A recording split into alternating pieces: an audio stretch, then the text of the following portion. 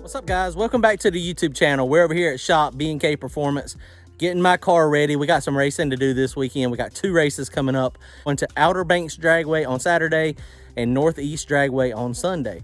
So y'all follow along. We're gonna have some good racing footage coming from that. But while we're over here at the shop, the only thing I gotta do to mine, you can see, I got something that I said I was never going to take with me again. I'm taking the drag radials with me just because last time we were at Outer Banks, the track was really sticky. So we got the Mickey Thompsons on it now. So the Hoosiers are back in the garage. So they're over there. So we got the Mickey Thompson Pro Bracket radials. We're gonna throw them in the back of the trailer. If the track is really sticky again, I'm gonna take that upper bar angle. I'm gonna drop it down a hole. That way we got back on our radial setup. And we're going to try to go down on radials, but I'm hoping it's not going to be, you know, super sticky. So we'll see. I mean, hopefully it'll be able to go some, you know, 480s, 490s and not much faster. Now that might get me run over. But while we're over here at the shop today, I wanted to show y'all, give you an update on what Brian's got. He's been working at it 5 days since he wrecked down there at 710, and he's already making progress. He's already making leaps and bounds. I really appreciate y'all that donated to the GoFundMe account. If y'all, you know, that's still open. If anybody still wants to donate, every little bit helps. This is going to take a lot of money to get this thing rebuilt, and he's trying hard, and hopefully he can get it rebuilt back soon. So if you guys will please comment, like, and subscribe, go to turbojohnracing.com to pick you up some t-shirts, and hit that join button if you want to join us for our weekly live chats. Those are really fun.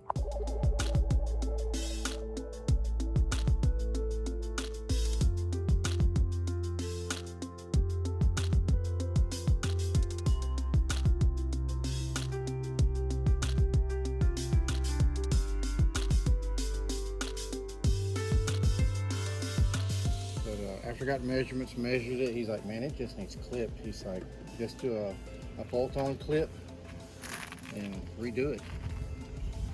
So it's gonna, the new Chris Austin kit's gonna basically cut in the bottom down there, cut at the top up there. Yep.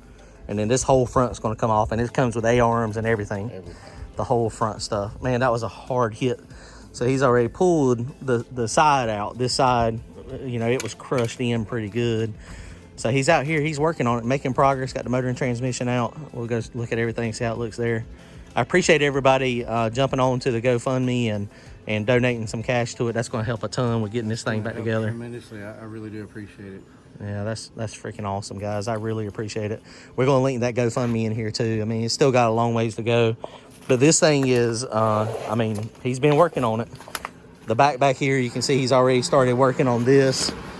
And you see, luckily, I mean, it didn't get to the frame. I mean, it's all cosmetic stuff back here in the back. So he's gonna have to have some rims. Quarter panel is on the way. So this one is getting rebuilt. This is not going to the dumpster. This is a awesome car. I mean, it's freaking awesome. Sucks at wreck, but it's gonna be put back together.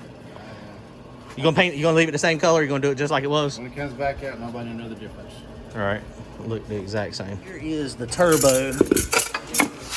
So the turbo is, I mean, the compressor wheel is clearly screwed up.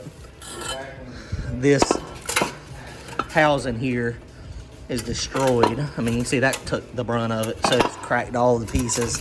So the compressor cover is all ruined. I've got a 98 millimeter large frame compressor cover.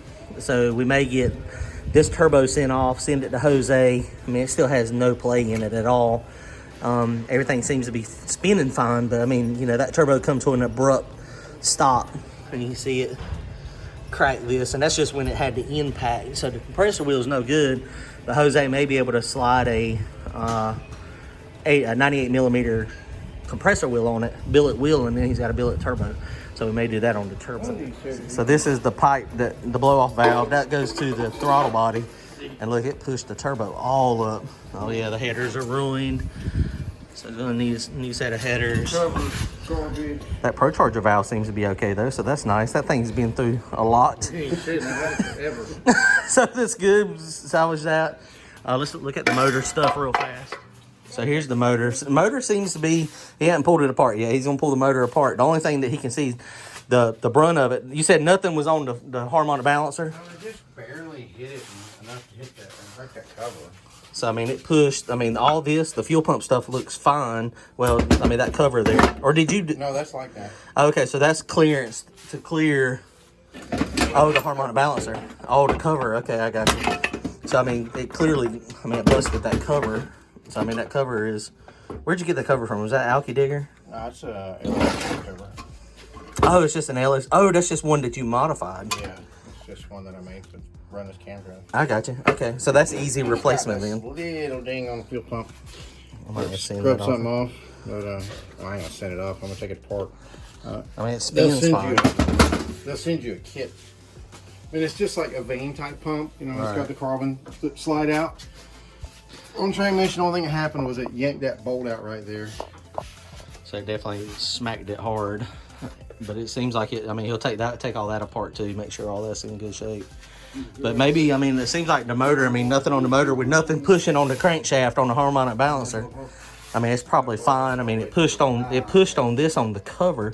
Although actually that's not an interference fit with that, is it? No, it slides in there with a So it slides in there, so it probably, and that's hollow. LS shafts are hollow, so it had plenty of room to be. And it was all the way up against it. Right. So, I mean, that didn't hurt anything probably. I don't think it hurt him. Yeah, that's probably fine, so that's good. So, you know, parts are salvageable. It's still bad, but he's making progress on, hopefully getting it, rebuilt. The car will be probably done for the rest of this season, but hopefully by, maybe the late winter. As we go, but my plan is to have it ready to go by first of next season. Just take my time and get it done for next year. Take your time and get it back right. I'm going to miss JJ's race. I really wanted to go to that. Yeah, so this oil pan looks like it is pretty damaged. Maybe he can fix it. He's going to try this. This is a LS Next block though, so the oil pan and this rail kit come together. So he's trying to get with the company, I think he said it was Moroso, and see if he can get it separate. But usually they don't do it separate, so we'll see. So mine is pretty much ready to go here. We got the door slid back in it. We just got our fuel filled all back up. I got the 2 drag radials. I don't know if that's going to work out or not. I mean, basically what I'll have to do to make the drag radials work is I will really have to... The upper control arm now is pointing slightly downhill, but the lower control arm is also pointing slightly downhill. So my instant center is like 70 or 80%, and it's really, really, really long. So if I move that upper bar down a hole, then what it'll do is it'll still make the instant center really low, but it'll give it more anti-squat. I think it'll come up to a little bit over 100%. So it'll probably be okay, but I don't know. We'll see. Brock and them boys, they were able to make the slicks work halfway decent down there last time on a sticky surface. And so, honestly, I would love to be able to figure out how to make the slicks work on a sticky or a non-sticky surface. I think it's just a matter of having shock adjustment and air pressure. But we're going to take these just in case. The Hoosiers are definitely a no-go for down there at either one of those tracks. The Hoosiers are just, they're not going to work on a prepared track with my car from what I have seen. So it's either the Mickey Thompson slicks or the Mickey Thompson Pro Bracket radials. So we'll see what happens. But otherwise, it's ready to go. So we're going to roll down there. If y'all are close to Outer Banks Speedway, that's in Creswell, or Northeast, that's close to the Outer Banks. That's what I call it, Outer Banks. Saturday and Sunday, y'all come check us out.